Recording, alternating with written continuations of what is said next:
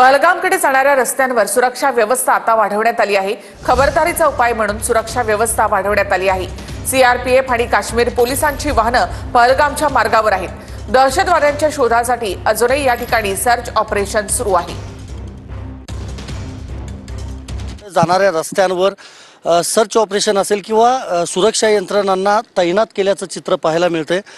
हा पहलगाम शहरातून मुख्य जी व्हॅली आहे त्या व्हॅलीकडे जाणारा रस्ता आहे आणि आपण पाहतोय सीआरपीएफ ची ही सुसज्ज अशी गाडी या ठिकाणी तैनात आहे। त्याचबरोबर जम्मू काश्मीर पोलिसांना देखील तैनात करण्यात आलेला आहे। कुणालाही प्रवेश दिला जात नाही। आपण जर वरती पाहिलं तर सध्या पावसाचं वातावरण आहे आणि या घनदाट जंगलांमध्येच अशा पद्धतीनं जे दहशतवादी लपले असल्याची शक्यता आहे त्या सगळ्यांचं सर्च ऑपरेशन गेल्या अनेक तासांपासून सुरू आहे। अजूनही यश आलेलं नाही। खरं तर सुरक्षा यंत्रणांनी दुसरीकडे आपण पाहतोय हे सीआरपीएफचे जवान अशा पद्धतीनं रस्त्यांवर थांबून आहेत। त्यांच्या गाड्या असतील आणि शस्त्रांसह ह्या सगळ्यांना या ठिकाणी थांबवण्यात आलेलं आहे। येणाऱ्या जाणाऱ्या प्रत्येक वाहनाची खरं तर चौकशी केली जाते।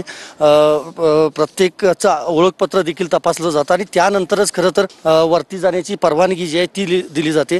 आपण पाहतोय बैसरण म्हणजे मुख्य जी घटनास्थळ आहे ज्या ठिकाणी हा दहशतवादी हल्ला झाला होता ते स्थळ 6 किलोमीटर अंतरावर आहे। त्याचबरोबर पहलगाम टाउनमध्ये आपण आहोत म्हणजे पहलगाम शहरामध्ये आहोत। त्यामुळं हे 6 किलोमीटर अंतर जरी असलं तरी त्यातलं बरंचसं अंतर हे चालत जावं लागतं किंवा घोड्यावरून जावं लागतं आणि तिथपर्यंत जाण्याची परवानगी कुणालाही नाही। म्हणूनच या ठिकाणी अशा पद्धतीनं हा सगळा बंदोबस्त जो आहे तो तैनात करण्यात आलेला आहे। एकंदरीतच काय की अजूनही सर्च ऑपरेशन हे घनदाट जंगलामध्ये सुरू आहे। काश्मीरच्या खोऱ्यामध्ये सुरू आहे।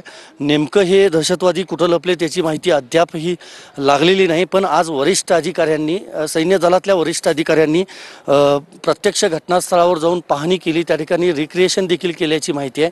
त्यामुळे हे एक मोठं आव्हान सुरक्षा यंत्रणांसमोर असणार आहे। मात्र सध्या तरी पहलगाम शांत आहे। व्हिडिओ जर्नलिस्ट विनोद कुमारसह मी संदीप राजगोळकर, TV9 मराठी,